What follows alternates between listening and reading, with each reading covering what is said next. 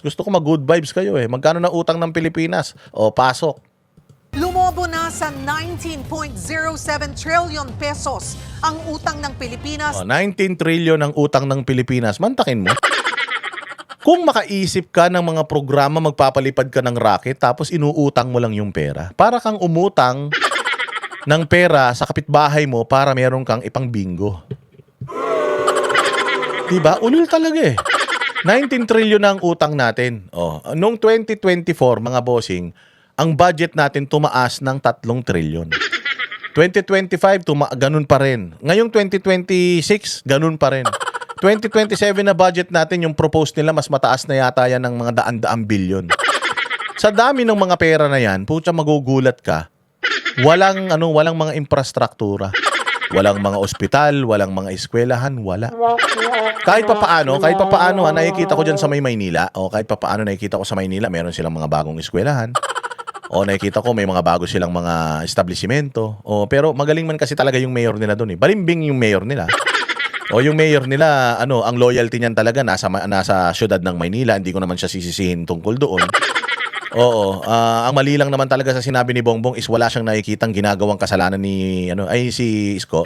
Ang mali lang naman ni Isko yung sinabi niya na wala siyang nakikitang kasalanan, nakikitang mali ni Bongbong. Yun lang eh, pero yung pagiging mayor niya, yung ginagawa niya sa syudad niya, yung pagsipsip niya sa administrasyon, okay man lang yun kasi syempre ama ka ng syudad mo eh. So gagawin mo lahat ng makakaya mo para maitaguyod mo yung tahanan mo, which is yung Maynila ang tahanan niya. So doon, naiintindihan ko siya. Ang di ko lang talaga siya maintindihan nung sinabi niya na wala siyang nakikitang mali sa ginagawa ng administrasyon. Paano may makikita kang mali, nakafocus sa'yo yung mga proyekto.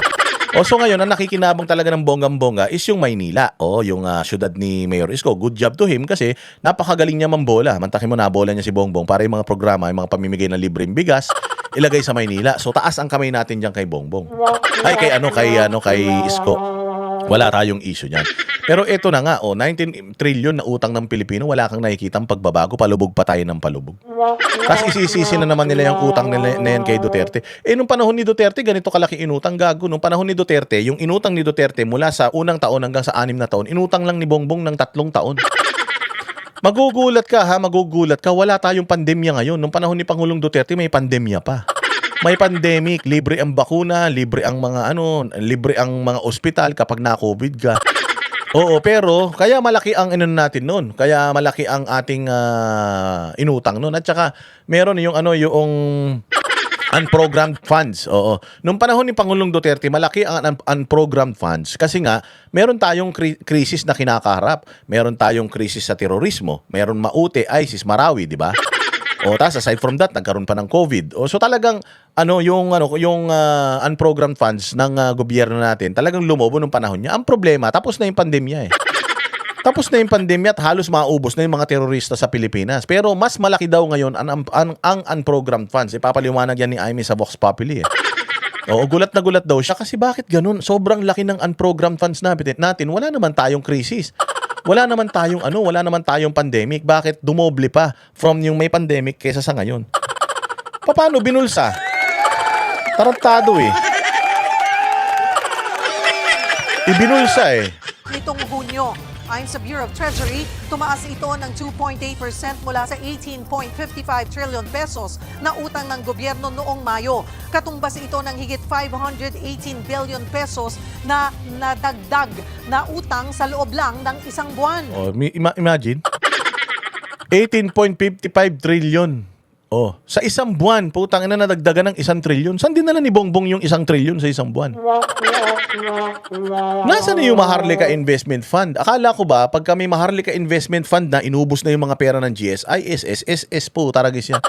Lahat nag-invest dun sa Maharlika Investment Fund na yun. Sabi nila, pagka ginawa natin yun, hindi na daw tayo mangungutang. Ba't palaki ng palaki utang natin? Hindi na daw tayo mangungutang kasi yung Maharlika Investment Fund, yun na yung magpupondo ng mga proyekto dito sa Pilipinas. Isan galing to? May, June, July. Puta, kakatapos na ng July. June, July, 2 buwan, 1 trilyon ang inangat. Saan mo din nila yan? Sininghot mo yan, BBM? Saan mo din nila 1 trilyon na yan? Pucha, pinasok mo sa puwet ng asawa mo? Mga walang hiya kayo. Saan napunta yung pera na yan? sa taba nung anak ni Rapi Tulfo, ganon. Hindi natin talaga alam kung kaya nga sabi ko nga sa inyo, hindi ko 'to binabalita para magalit kayo. Binabalita ko ito para malaman ninyo. At baka may maloko pa yung mga yan pagdating ng eleksyon, iboto nyo pa yung mga kandidato niyan, ha. Ganito na ginagawa sa atin, baka iboto pa natin yung mga kandidato niyan. Dapat kahit isang senador, isang congressman o kahit sinong mayor, basta tumakbo under sa alyansa, under sa ticket ni Bongbong Marcos, dapat i-down natin yan. Antangan nyo na talaga. Oo, nagkanda paos na kami rito para i-expose lang sa inyo yung mga kasalanan ng mga ito. Tapos boboto nyo pa rin yung mga yan sa halagang sa halagang 1,000, ha.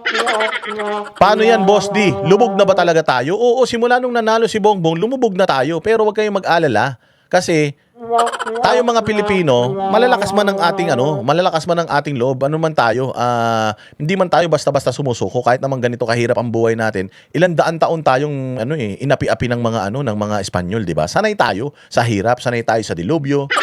Kumbaga, ginawa ng Panginoon ng Pilipinas na mahirap kasi nga yung mga tao sa Pilipinas ginawa niyang matatag. At on the other hand, kahit na ganun ang estado ng buhay natin, tinan mo, kahit ganun ang estado ng Pilipinas, pag pumunta tayo sa ibang bansa, kita mo lahat ng klase ng hirap, basta nanggaling ka sa Pilipinas, sabi nga nila, if nanggaling ka sa Pilipinas, you can go anywhere and you can succeed anywhere kapag ka Pilipino ka. So, yung Pilipinas, training ground ito ng kahirapan, mga bossing, dahil nandito lahat, ikawatan, demonyo, abnormal.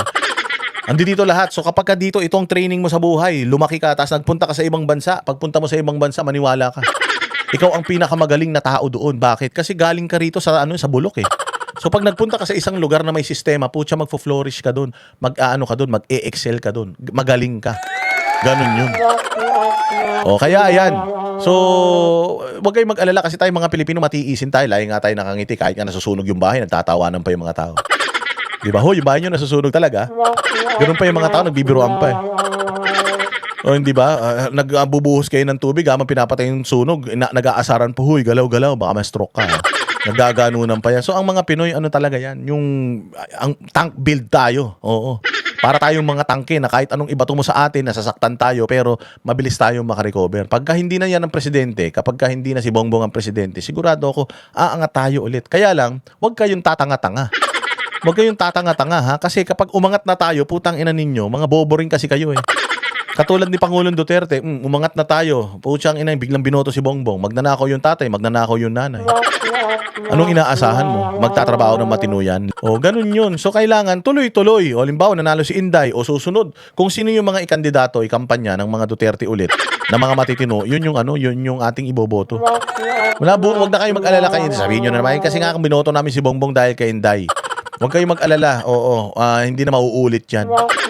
Wala nang ikakampanya si Inday na ikasasama ng ating bayan. Sabi ng Treasury, bunso dito ng mga kulang na budget ng gobyerno at ang patuloy na pagsuporta sa ating infrastructure investment. Utang ina, yun daw pera na yun, napunta daw sa mga infrastructure investment. Gago, nakita mo ba yung building? Nakita mo yung building dyan sa picture na 1, 2, 3, 4, 5, 6, 6? Utang ina ninyo.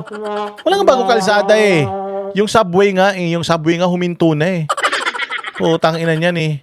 Tapos ininvest daw yung pera na yun sa mga infrastructure. Gago talaga kayo. Walang inuurungan. Pag tama pala